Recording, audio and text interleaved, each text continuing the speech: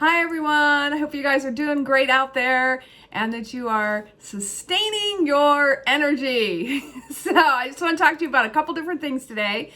These are good things that I'm noticing. That's today's topic. First off, being playful. Last tutor training, they were super playful. Now, please, if you're watching this and you were in the other tutor trainings, don't sit there going, hey, we had fun too, because we did. Every training has been really, really fun. But I introduced something different this time, you guys. So, music. And we danced! Yay! So some of you might be sitting there going, thank goodness I wasn't in that training. But we had a great time. Being playful is super important, especially when you are in this type of work, right? Supporting people, helping make a change in the world for the better, all of those types of things. We really need to make sure we're sustaining our energy, being playful, having fun, and bringing that joyful nature to whatever we're doing. Otherwise, you're gonna burn out.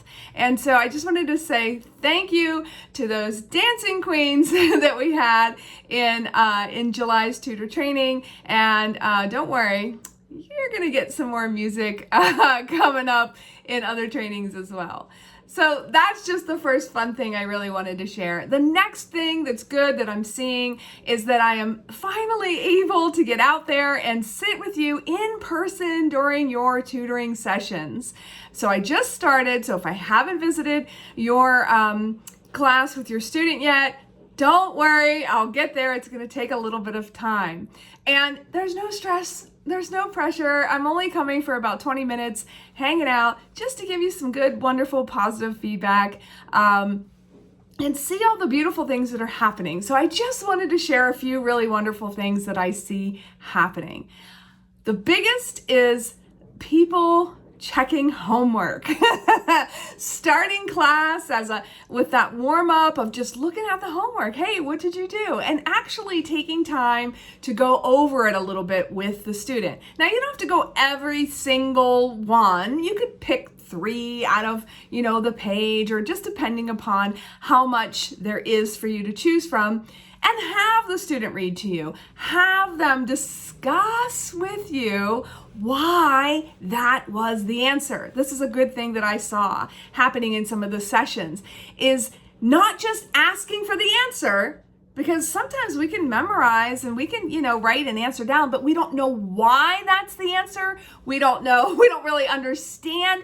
And that gives your student an opportunity to discuss, to share, and to truly, truly process information, which is really challenging when you're learning a language. So be ready to just pause and allow space for your student to take their time, not the amount of time you think they should take, their time to respond to it, okay?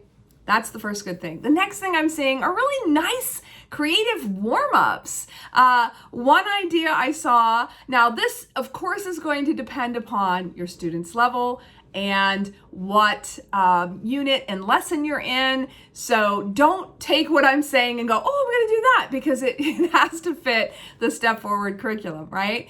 But what I saw was a person had brought a recipe, and the tutor brought the recipe, and they were having the student say, tell me something, tell me a few things about this recipe, and then ask me a few questions about this recipe. And that really is making that, now of course this is a student that's a little bit higher level, but that's really making the student use 2 very different skills, right? They have to come up with something to ask. They have to look at it and comment and see what they understand. So that was just a really fun thing. And there is creativity within the Step Forward program, right? In the lesson plan book, you can look at the warm-ups and the introductions, and you can go, okay, this is what they want me to do. Oh, I have an idea. And then you can add some creativity to the structure of the Step Forward program. So hopefully that's helpful. The other really wonderful thing I saw was the use of real objects in class. Okay, so this tutor was teaching about similarities and things that were different.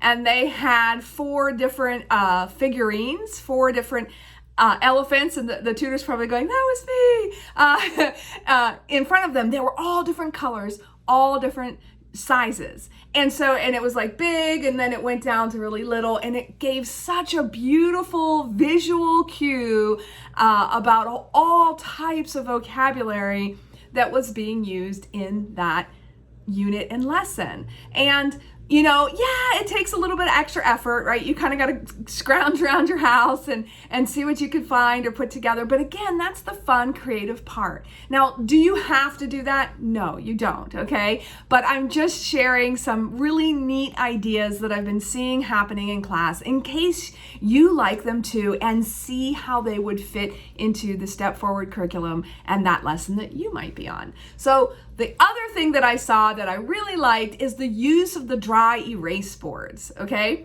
So it's a wonderful, I saw them used in a couple different ways. One way that was being used that I thought was quite creative and really a wonderful thing was the tutor had some different vocabulary words written on it and used different colors and to accentuate what they were trying to show about these words.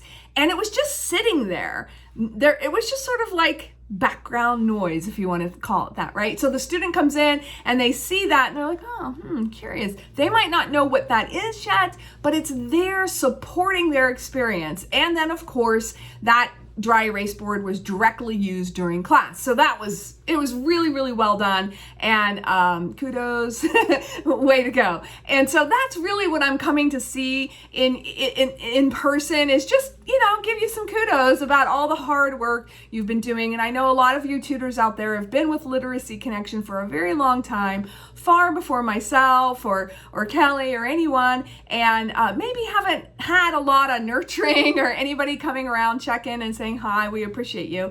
And all I can say is, I wasn't here then, but thank you for being patient with us. And we have really worked incredibly diligently as a team to get ourselves back to a place where we can give you more from all different types of angles, okay?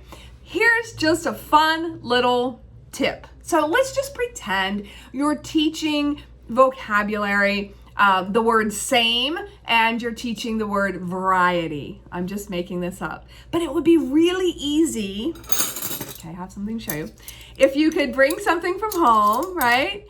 And let them see like the difference. Wait, hang on, I gotta do this and look at the camera at the same time, right? The difference between these two sets, right? What do we notice? What do we notice? Now, depending upon the level of student, you might not use a lot of words. You might just point and say,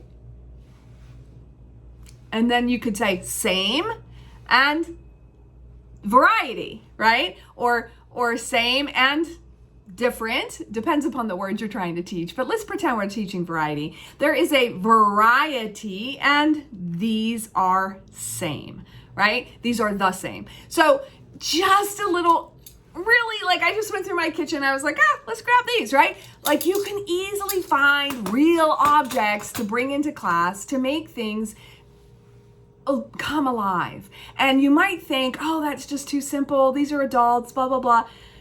When you are learning at any age, okay, you need support, and that gives you support. It anchors things in. It helps things become real. So if you are just sitting there sort of talking and talking and talking as the tutor, chances are, unless your student is really proficient, and they wouldn't be with Literacy Connection if they were, they're missing a large percentage of what you're saying. So hopefully this is fun. Big shout out to all the awesome stuff I see going on. If you haven't heard from me yet, I'm slowly scheduling times when I'm going to come out and see people. I've got like 4 folks set up for next week. So I'll be getting to you. If you have any questions or you need anything, please reach out. And as always, thank you for sharing with me what you appreciate about everything that I'm doing for you. I get some really nice comments via email, and I am so grateful because we're all just over here tirelessly working and hoping we're doing our best. So just like you need feedback, I think we all need positive feedback too. All right, take good care, everybody. Bye-bye.